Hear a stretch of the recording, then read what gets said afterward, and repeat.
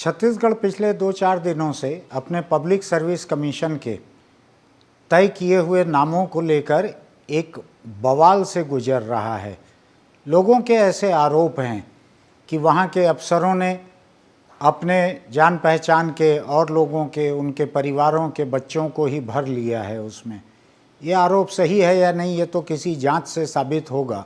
और जांच के बारे में मुख्यमंत्री भूपेश बघेल ने कहा है कि हम जांच करवाने को तैयार हैं, किसी के पास कोई सबूत हो तो ले आए। तो ठीक है, जिनके पास सबूत होंगे वो लेके जा सकते हैं। लेकिन आज की मेरी बात पूरी तरह से पीएससी के ऊपर नहीं है। पीएससी के ऊपर हम पिछले 2 दिनों में काफ़ी कुछ बोल चुके हैं, जिसको बड़ी संख्या में लोगों ने देखा है। इसलिए हम पीएससी के बारे में नहीं बोल रहे हैं, लेकिन पीएससी के नतीजों से जो बात निकल रही है वो एक राष्ट्रीय मुद्दा है, उसके ऊपर हम बात करना चाहते हैं। अगर हम पीएससी की सिलेक्शन लिस्ट देखें तो उसमें एसटी एससी तबके के ऐसे बहुत सारे बच्चे दिख रहे हैं, लड़के लड़कियां जो सेलेक्ट हुए हैं, जिनके बारे में कहा जा रहा है कि फलां अफसर के बच्चे हैं, इस अफसर के 2 बच्चे आ गए, इस अफसर के एक बेटा बहू आ गए, एक और बहू आ गई। इस तरह की बातें आ रही हैं। इसकी सच्चाई क्या है वो एक अलग जाने, लेकिन मैं इस मुद्दे पर आ रहा हूँ कि जो आईएएस अफसर हैं उनके बच्चे आरक्षित वर्ग से, रिजर्व कैटेगरी से फिर डिप्टी कलेक्टर बन रहे हैं, डीएसपी बन रहे हैं। ये सेकेंड जनरेशन को ये बेनिफिट मिल रहा है।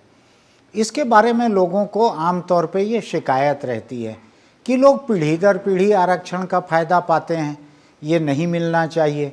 कई लोगों का ये भी कहना रहता है कि ओबीसी में जिस तरह एक क्रीमी लेयर का पैमाना बना के रखा है अदालत ने, और संविधान ने जब ओबीसी आरक्षण दिया तो उसके साथ ये पैमाना बना दिया कि ओबीसी में जो संपन्न लोग हैं, शिक्षित लोग हैं, ऊपर ओहदों में बैठे हुए लोग हैं, उस क्रीमी लेयर को, उस मलाईदार तबके को ओबीसी आरक्षण का फ़ायदा नहीं मिलेगा। उसके लिए अलग अलग वक्त पर अलग अलग आय के पैमाने लागू किए गए। अभी 8 लाख या 9 लाख रुपए सालाना आय वाले परिवार के बच्चों को उसका फ़ायदा नहीं मिल पाता है। लेकिन एसटी एससी का जो मामला है, दलित और आदिवासी तबका, उसके लिए किसी तरह की क्रीमी लेयर नहीं है। मैं आज उसी पे बात करना चाहता हूँ। मैं 10-20 बरस से इस बात की वकालत कर रहा हूँ कि एसटी एससी तबकों पर भी क्रीमी लेयर लागू करनी चाहिए, जो कि नहीं है।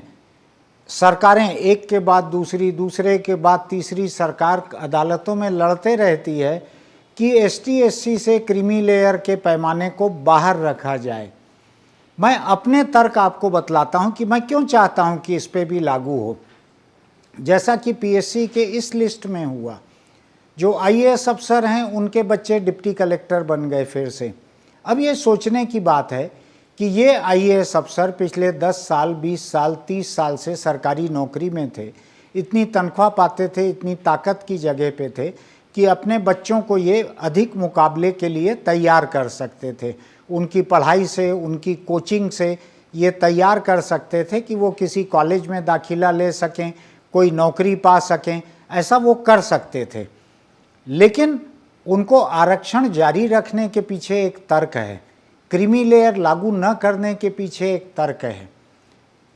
कानून बनाने वाले लोगों ने ये माना है संसद के भीतर बहुत सारी बहस के बाद कि दलित और आदिवासी तबके ऐसे हैं जो केवल आर्थिक पिछड़ेपन के शिकार नहीं हैं, वो एक सामाजिक पिछड़ेपन के भी ऐसे शिकार हैं कि दलित तबका तो छुआछूत का भी शिकार है।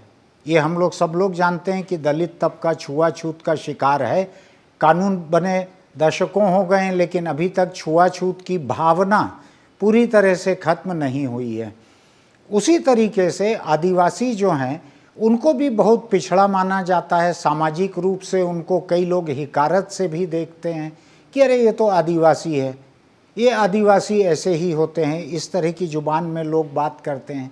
तो दलित और आदिवासी, ये 2 तबके आर्थिक पिछड़ेपन के अलावा एक सामाजिक उपेक्षा के शिकार भी हैं।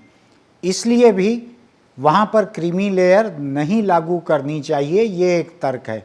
लोगों का तर्क ये है कि अगर कोई आईएएस बन गए हैं, अगर कोई करोड़पति बन गए हैं, सांसद बन गए हैं, जज बन गए हैं, विधायक बन गए हैं, तो भी उनके प्रति समाज का नज़रिया नहीं बदलता है, वो भेदभाव के शिकार रहते ही हैं। इसलिए क्रीमी लेयर वहाँ लागू नहीं करनी चाहिए, ये उनका तर्क है। मेरा तर्क उसमें बहुत आसान सा और बहुत सरल है। मेरा मानना है कि ये दलित और आदिवासी, ये आरक्षित तबके जितने बड़े हैं, इनमें किसी दाखिले के लिए या किसी नौकरी के लिए जितने बच्चे अप्लाई करते हैं, वो फॉर्म भरते हैं, मुकाबला करते हैं, इम्तिहान में बैठते हैं, वो बहुत सारे इम्तिहान में एक सीट के लिए, एक आरक्षित सीट के लिए 1,000 या उससे ज़्यादा बच्चे भी बैठते हैं, उसमें सैकड़ों तो बैठते ही बैठते हैं। अब सवाल ये उठता है कि जिस आर्थिक पिछड़ेपन की वजह से ये आरक्षण मिला, साथ साथ दलित और आदिवासी को सामाजिक भेदभाव की वजह से भी मिला, तो सामाजिक भेदभाव तो क्रीमी लेयर में जिनको आना चाहिए, जो संपन्न हैं, बड़ी कुर्सियों पे बैठे हैं, सांसद, विधायक, जज हैं, आईएएस आईपीएस अफसर हैं, ये भी भेदभाव के शिकार हैं। जो गरीब हैं वे भी भेदभाव के शिकार हैं। तो कुर्सियां इतनी नहीं हैं कि सबको मिल जाए। इसलिए ये देखने की ज़रूरत है कि इस समाज के भीतर, इस आरक्षित तबके के भीतर कौन ऐसे हैं जो बिल्कुल भी मुकाबला करने लायक नहीं है। ऐसा बहुत बड़ा 90% तबका नीचे का ऐसा है, इन तबकों का 90% हिस्सा जो बिल्कुल भी मुकाबला करने के लायक नहीं है अपने ही ऊपर के 10% मलाईदार तबके से। वो मलाईदार तबका जो है वो पीढ़ी दर पीढ़ी वही अफसर बन रहे हैं, वही सांसद विधायक बन रहे हैं, पैसा उनके पास आ गया तो वो कारोबारी या उद्योगपति भी बन रहे हैं, वो सरकारी सप्लाई का काम कर लेते हैं, ठेकेदारी कर लेते हैं, वो ताकतवर हो गए हैं आर्थिक रूप से। उनके बच्चे दिल्ली जाकर, कोटा जाकर मुकाबले की तैयारी कर सकते हैं क्योंकि उनके पास पैसा है। तो वो अपने खुद के आरक्षित तबके के भीतर वो एक किस्म से सवर्ण जैसी ताकत रखने वाले लोग हो गए हैं। भेदभाव उनके साथ खत्म हो गया है ऐसा तो मैं नहीं कहूँगा, लेकिन उनके पास साधन, सुविधा, संपन्नता, शिक्षा ये इतना आ गया है कि वो मुकाबले आसानी से कर सकते हैं। सामाजिक बदलाव तो धीरे धीरे ही आएगा।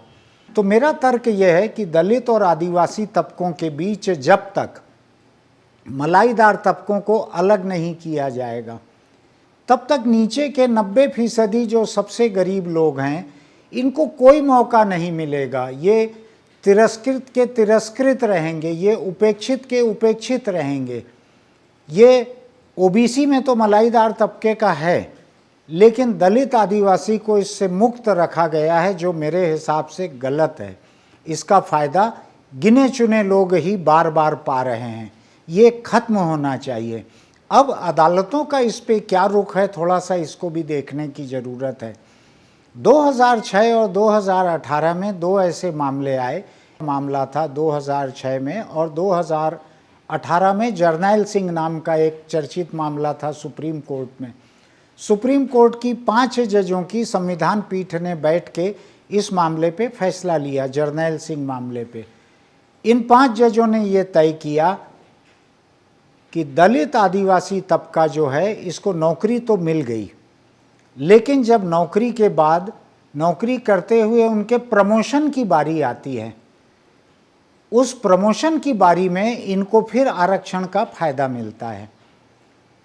तो अदालत ने ये कहा कि इनको प्रमोशन के वक्त आरक्षण का फायदा देते हुए वहाँ तो क्रीमी लेयर को बाहर किया जाए फायदे से, वहाँ तो मलाईदार तबके को बाहर किया जाए। यानी आरक्षित तबके को आप आरक्षण दे रहे हैं, प्रमोशन तक दे दीजिए, आपने नौकरी दी है, आरक्षण के आधार पे उनको आप प्रमोशन दे रहे हैं, लेकिन प्रमोशन के समय इनको मलाईदार तबके को अलग किया जाए। ये जजों ने फैसला दिया, 5 जजों की बेंच ने। ये 2018 की बात है। मोदी सरकार ने उसके खिलाफ, जस्टिस बोबड़े थे शायद चीफ जस्टिस उस समय पिटीशन किया कि हम इससे सहमत नहीं हैं।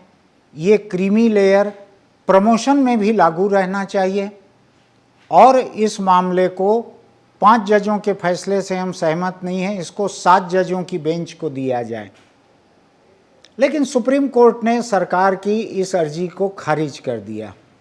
उन्होंने कहा कि 5 जजों की इस बेंच ने जो फैसला लिया है इसमें हमको ऐसी कोई कमजोरी नहीं दिखती है कि इसकी 7 जजों को बेंच देखे इसको दोबारा। अब सवाल ये उठता है कि सरकार सुप्रीम कोर्ट के संविधान पीठ के एक साफ साफ फैसले के खिलाफ क्यों जा रही है। यहाँ पे हमको समझने की ज़रूरत है कि सत्ता का रुख क्या होता है और कैसे होता है। आप देखिए कि इसका फैसला लेने वाले कौन लोग हैं। वो नौकरशाह, वो ब्यूरोक्रेट जो भारत सरकार में बैठकर मंत्रियों को, सांसदों को बताते हैं कि कानून की बारीकियां क्या है। वो सांसद जो खुद ही तुरंत ही इसके आरक्षण के फायदे से बाहर हो जाएंगे अगर उनको क्रीमी लेयर में गिन लिया जाएगा। तो वो ब्यूरोक्रेट्स, नौकरशाह, वो सांसद, ये सारे लोग जो हैं ये क्रीमी लेयर को हटाने के खिलाफ हैं और रहेंगे, क्योंकि इनका एक वर्ग हित जुड़ा हुआ है। अगर क्रीमी लेयर हटा दी जाएगी, अगर क्रीमी लेयर लागू नहीं की जाएगी एसटी एससी तबके के ऊपर, अगर उसको लागू किया जाएगा तो ये लोग, इनके बच्चे बाहर हो जाएंगे, क्योंकि ये क्रीमी लेयर में आते हैं। ये ताकतवर लोग हैं, ऊंचे ओहदों पर बैठे हुए लोग हैं, इनके बच्चे बाहर हो जाएंगे उससे। ये एक वजह है, सीधी सीधी हितों के टकराव का मामला है, कॉन्फ्लिक्ट ऑफ इंटरेस्ट का मामला है। देश में आज इसके ऊपर ज़्यादा चर्चा नहीं होने दी जाती है कि एसटी एससी के भीतर भी क्रीमी लेयर लागू की जाए। लेकिन मैं आपके सामने ये मिसाल रखना चाहता हूँ कि जो अफसर आईएएस आईपीएस बन गए हैं, जो जैसे अजीत जोगी छत्तीसगढ़ में, वो आदिवासी आरक्षण पाकर उन्होंने चुनाव लड़ा, उन्होंने मुख्यमंत्री बनने के बाद उनका बेटा जो है वो आदिवासी आरक्षण का पात्र है। अब ऐसे ताकतवर लोग अगर किसी तबके में आरक्षण के फायदों के पात्र रहेंगे तो उस तबके के कमज़ोर लोग कहाँ जाएंगे। वो तो अपने ही तबके के भीतर कोई मुकाबला नहीं कर सकते। इसलिए अभी जो मुद्दा सामने आया है पीएससी नतीजों को देखकर कि बड़े अफसरों के बेटे फिर अफसर बन गए, इनके बच्चे फिर अफसर बन जाएंगे, तो ये सिलसिला तोड़ने की ज़रूरत है। मैं किसी तबके की सीटों को कम करने नहीं कह रहा हूँ, मैं दलित और आदिवासी विरोधी नहीं हूँ। मैं दलित सीटों को दलित लोगों के लिए, आदिवासी सीटों को आदिवासी लोगों के लिए, लेकिन उन तबकों के भीतर सबसे कमज़ोर लोगों के लिए रखने का हिमायती हूँ। इसी सिलसिले में एक दूसरी बात कहना ज़रूरी है। जो पिछले दिनों मोदी सरकार ने एक ईडब्ल्यूएस, इकोनॉमिक वीकर सेक्शन के लिए एक आरक्षण लाया, 10% का आरक्षण। वो आरक्षण ऐसा है कि जो अभी तक अनारक्षित है, जो किसी आरक्षण की कैटेगरी में नहीं आ रहे हैं, उन लोगों के लिए वो 10% आरक्षण लाया गया है। लेकिन उसके लिए भी 8.5 लाख रुपए सालाना के करीब की एक सीलिंग लगाई गई है कि इससे ऊपर के लोग पात्र नहीं रहेंगे, इसके नीचे के लोग पात्र रहेंगे। जिन लोगों ने इस देश के लोगों की आय का अध्ययन किया है उनका ये कहना है कि जनरल कैटेगरी में, सामान्य अनारक्षित वर्ग में अगर इस पैमाने को लागू किया जाता है 8-8.5 लाख रुपए सालाना कमाई का, तो कुल 15% लोग उसके ऊपर जाएंगे, 85% लोग जो हैं उसके नीचे नीचे हैं। अब 10% आरक्षण के लिए अगर उस तबके के 85% लोगों को मुकाबले में खड़ा कर दिया जाएगा तो जाहिर है कि जो नीचे का कमज़ोर हिस्सा है वो मुकाबला नहीं कर सकेगा। जो 8.5 लाख रुपए के ठीक नीचे के जो लोग हैं कमाई के, वही लोग अपने बच्चों की तैयारी करवा पाएंगे, वही लोग उसका फ़ायदा ले पाएंगे। तो अनारक्षित तबके के आरक्षण में ये एक दूसरी दिक्कत आ रही है कि उसमें फ़िल्टर जो है उसके छेद इतने बड़े हैं कि उसमें से अधिकांश तबका निकल गया है, और जिसको छानना आप चाहते थे, रोकना चाहते थे, वो बहुत छोटा सा तबका रह गया है 15% का। लेकिन ये भी अभी चर्चा इस पे नहीं हो रही है क्योंकि संसद में कुल मिलाकर कोई चर्चा नहीं हो रही है। संसद में दोनों पक्ष जो हैं अपने अपने मुद्दों को लेके, अपने टकराव को लेके बात कर रहे हैं। लेकिन हो सकता है कि 20,000 करोड़ रुपए के संसद के और उसके कैंपस का जो नया निर्माण हुआ है, महंगी संसद में बैठ के हो सकता है देश के सांसदों को ये लगे कि वो कुछ मुद्दों पर गंभीरता से बात करें, क्योंकि देश ने उनके ऊपर इतना खर्च किया है। कुल मिलाकर मैं आज इतनी बात कहने के लिए यहाँ आया हूँ कि मलाईदार तबके की धारणा, इसको कड़ाई से लागू करने की ज़रूरत है। दलित और आदिवासी तबकों के जो हिमायती हैं, जो उनका भला चाहते हैं, उनको भी इसका समर्थन करना चाहिए कि दलित आदिवासी तबके के भीतर क्रीमी लेयर को आरक्षण के फ़ायदों से अलग रखा जाए, तभी सचमुच के गरीब दलित आदिवासी को इसका फ़ायदा मिल सकेगा। और यही काम जो है सामान्य वर्ग, अनारक्षित वर्ग के लिए जो EWS इकोनॉमिक वीकर सेक्शन का जो आरक्षण किया गया है, वो दरअसल वीकर सेक्शन के लिए नहीं रह गया है। उसमें मध्य वर्ग के और ऊपर के उच्च मध्य वर्ग तक के लोग उसमें आ गए हैं। उसके बारे में भी दोबारा चर्चा होना चाहिए। ऐसी सारी चर्चाओं के लिए मैं केवल सवाल खड़े करके जा रहा हूँ। इस बारे में हम फिर कभी बात करेंगे, कोई और खबरें आएगी तो।